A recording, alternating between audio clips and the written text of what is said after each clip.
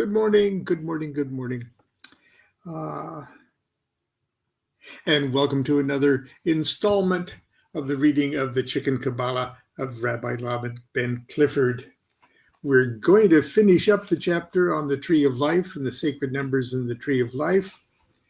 And we're going to read the last winning essay of the student of the ancient student of the Zerubbabel Institute of Philosophical Youth. And we've been going step by step through how the logic of how the Tree of Life was developed. So we are at winning essay number 3, which was submitted by Zabad, son of Aziza.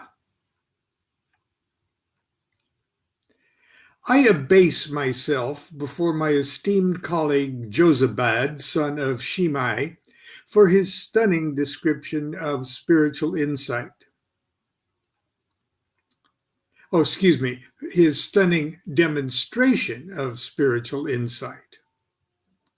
I hereby propose that his diagram, the arrangement of the 10 emanations or Sephiroth, be known from this day forward as the 10 numbered bubbles of Zozabad. And I guess that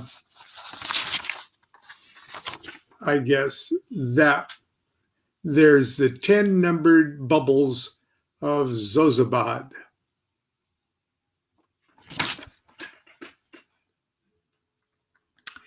With all due respect to my friend's genius, however, I would like to point out a few important aspects of his 10 bubbles that in his flurry to ennoble himself in the eyes of the faculty have escaped his attention.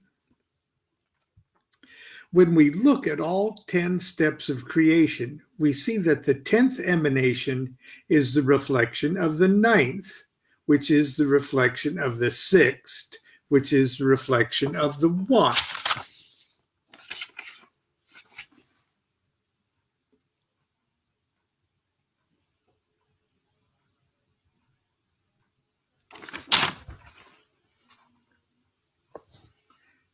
To form the backbone of the 10 numbered bubbles of Zozabad. 1, 6, 9, and 10 are as critical to the structure of the universe as the spine is to the human body. They are also indicative of the 4 letters of the name of deity, Yod He Vav He, and represent in the universe and the human soul. So, they also would represent Yod He Vav He. And as you can see, there's the Yod at the top, and the Vav in the middle would be the sun, and the Vav, Yod He Vav He. See, okay. If you had the book in hand, none of this would be confusing. Okay, I'll repeat that. To form the backbone of the 10 numbered bubbles of Zozabad, the numbers 1, 6, 9, and 10 are as critical to the structure of the universe as the spine is to the human body. They are also indicative of the 4 letters of the name Yod He Vav He and all it represents in the universe and the human soul. If the class has any doubt about this, let me point out that the sum of 1, 6, 9, and 10 equals 26, the same as the supreme name of God, Yod He Vav He. Furthermore, and most importantly, I believe when we insert the 3 paths that join 1, 6, and 9, and 10, we create a total of 10 paths. I call them, and let's see those 10 paths, right there.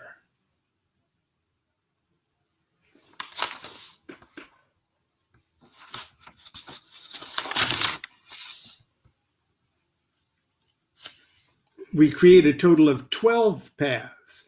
I call them Zabad's 12 paths of glory. These 12 paths links the 10 emanations and bring the whole total of steps of creation to the sacred number 22. So that would be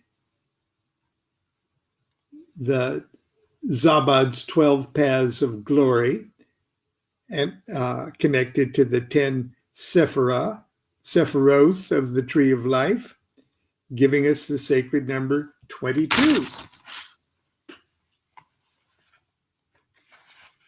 Conclusion.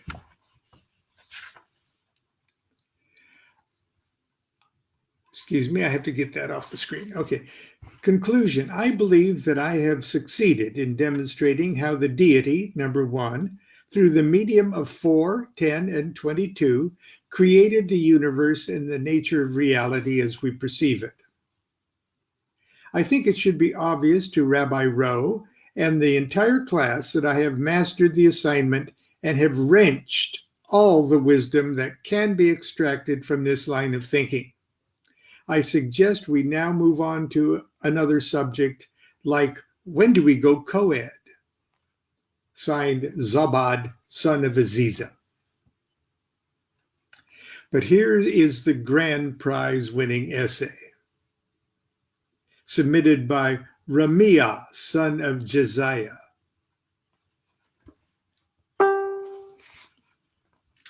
Once again, I am stunned at the intelligence and wisdom exhibited by my classmates, especially the fruits of the recent exchanges between Zabad, son of Aziza, and Zozabad, son of Shimei. I most humbly confess that my feeble mind could have never developed the 10 numbered bubbles of Zozabad or Zabad's 12 paths of glory.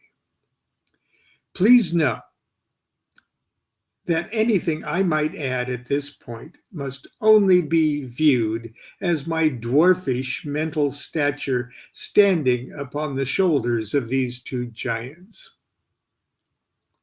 Still, I must strenuously disagree with Zabad's assertion that we have concluded our meditations on the diagram that he and Jozabad have labored so diligently to erect. As I was the first in the class to draw our attention to the holiness of the number 22, I must respectfully point out certain flaws in Zabad's thinking concerning his 12 paths of glory. I will begin by pointing out that I believe that there are two additional pillars that flank the middle pillar.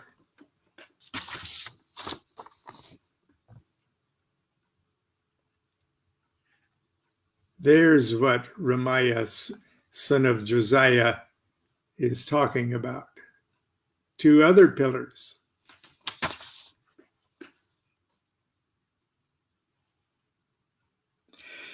As it is positioned, each one of us is made in the image of deity. These two pillars correspond to the right and left side of the human body, the middle pillar being the spine. They also accommodate the entire spectrum of universal opposites that so profoundly divide our perception of reality: lightness, dark, male, female, strength, weakness. Middle pillar serving to balance and harmonize these extremes. Furthermore, I believe that the paths which join the 10 Sephiroth are not merely nails that attach the emanations, but are actually conduits of divine intelligence, which transmit the influence of each Sephiroth back and forth between its neighbor. Consequently, all Sephiroth should be joined by paths.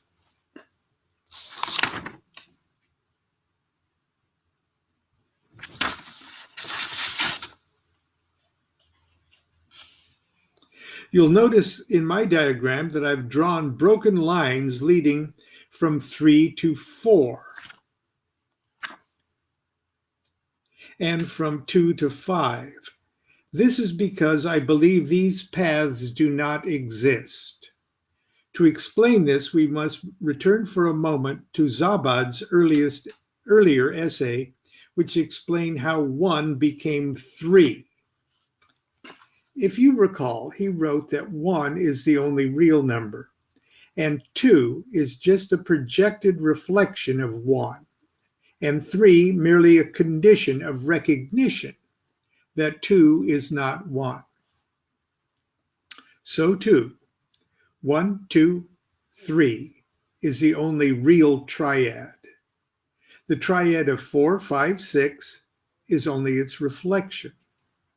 And the third triad is merely a replication of the second. The area between the first triad and the second triad is like the impenetrable surface of a mirror. It is an inscrutable abyss. As I gaze into the mirror hanging on the wall in my dormitory room, I see my reflection, an unreal image of the real me in my real room. So it is with deity.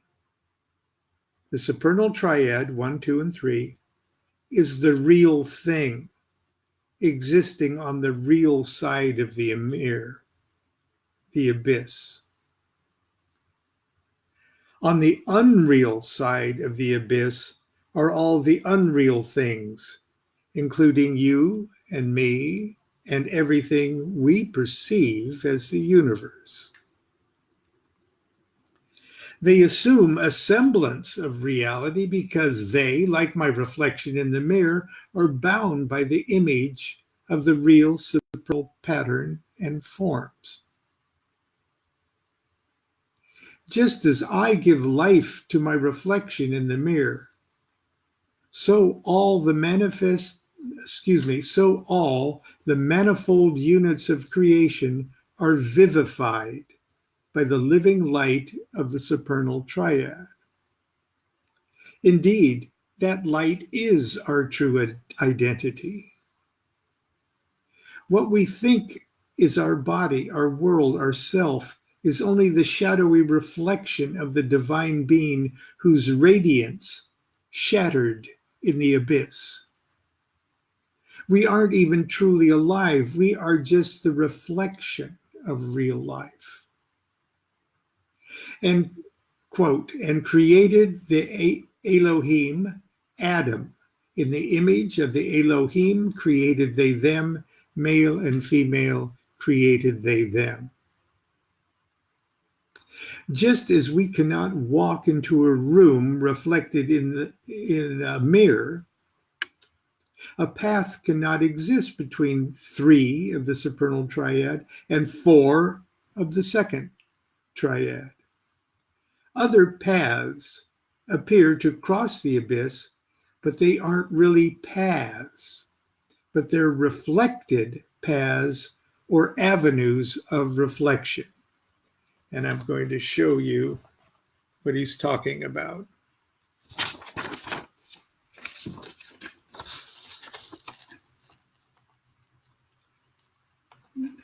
This dotted line is the abyss. This is the supernal triad. This is the reflected triad. These paths right here that appear to be paths going from 2 to 4 and from 3 to 5 are actually reflected paths. They're reflected back and forth to each other. And these paths that join down to number 6 are really reflections of, can't do this backwards in my brain. That goes to here. Can you see that?